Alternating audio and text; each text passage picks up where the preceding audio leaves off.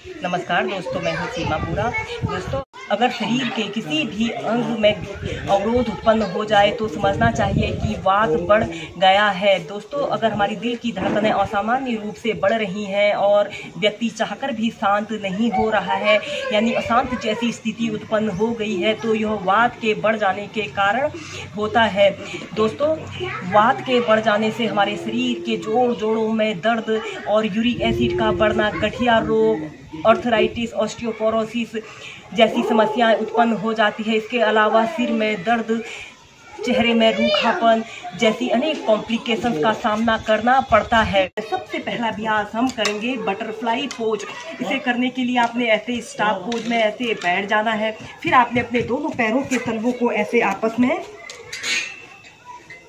ऐसे दोनों पैरों के तलवों को आपस में मिला लेते हैं और अपने हील को ऐसे अपनी पेल्विक एरिया के समीप लाने की कोशिश कीजिए और अपने दोनों हाथों को ऐसे इंटरलॉक करके ऐसे अपने पैरों को ऐसे पकड़ लेना है।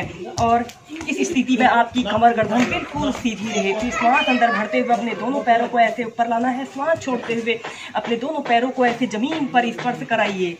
श्वास भरते हुए ऊपर, श्वास छोड़ते हुए नीचे। ऐसे ही इस बटरफ्लाई पोज को आप स्लोली प्रैक्टिस कीजिए। इस अभ्यास को आप नियमित 2 से 5 मिनट प्रैक्टिस कीजिए।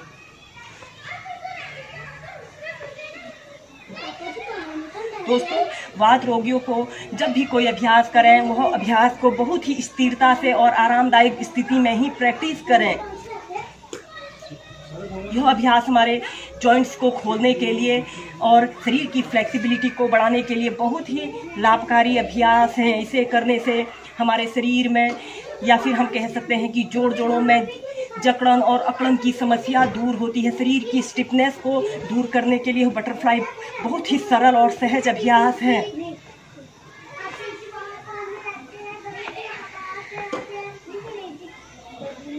दोस्तों, इसके बाद हम करेंगे, ऐसे करने के लिए आपने ऐसे पीठ के बल सीधे लेट जाना होता है। ऐसे पीठ के बल सीधे लेट जाते हैं। फिर आपने अपने दोनों हाथों को ऐसे अपने थाइस के पास ऐसे रख लेते हैं और अपने राइट पैर को ऐसे धीरे ऐसे ऊपर को उठाते हुए ऐसे 90 डिग्री के एंगल में ऐसे लाना है और श्वास छोड़ते हुए अपने पैर को ऐसे नीचे रखना है। श्वास अंदर भरते हुए अपने पैर को ऐसे ऊपर को लाइए, श्वास छोड़ते हुए नीचे। इस स्थिति में आपका दूसरा पैर बिल्कुल सीधा रहे। ऐसे ही इसे आप अप डाउन 8 से 10 बार प्रैक्टिस कीजिए।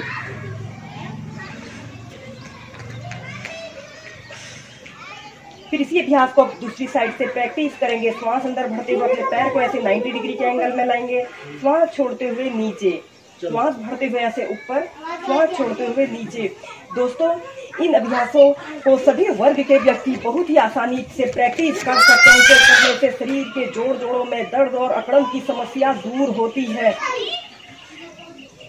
फिर धीरे प्राइमरी स्टेज में आ जाते हैं। इसके बाद इस अभ्यास को दोनों पैरों से प्रैक्टिस करेंगे। श्वास अंदर भरते हुए अपने दोनों पैरों को ऐसे ऊपर उठाते हैं, श्वास छोड़ते हुए नीचे, ऐसे धीरे से नीचे, जमीन को टच नहीं करना है।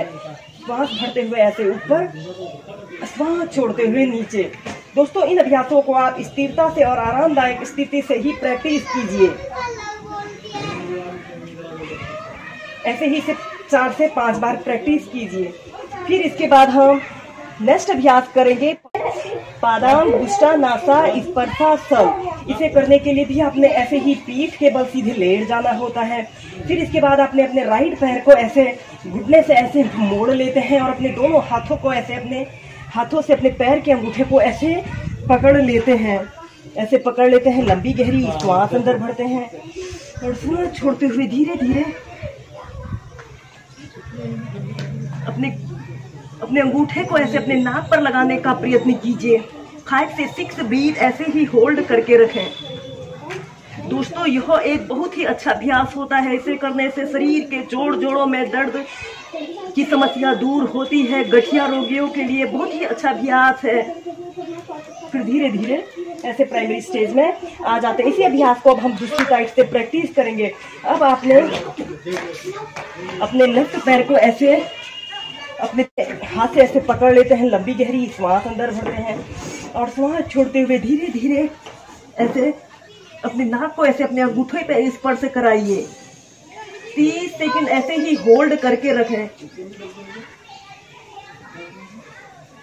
दोस्तों इस अभ्यास को करने से हमारे शरीर के एक एक अंग की एक्सरसाइज हो रही है। हमारे सिर से लेकर पैर तक पूरे शरीर में ब्लड सर्कुलेशन काफी अच्छा हो रहा है और यह वात रोगियों के लिए बहुत ही अच्छा और सरल अभ्यास होता है। फिर धीरे धीरे ऐसे प्राइमरी स्टेज में आ जाते हैं। दोस्तों इन अभ्यासों के अलावा आप कपालभाति प्राणायाम, अनुलोम विलोम प्राणायाम को भी नित्य प्रति 15 से 20 मिनट अपनी दिनचर्या में शामिल कीजिए। इन अभ्यासों के नियमित प्रैक्टिस करने से आप वात रोगों को दूर कर सकते हैं और स्वस्थ जीवन जी सकते हैं।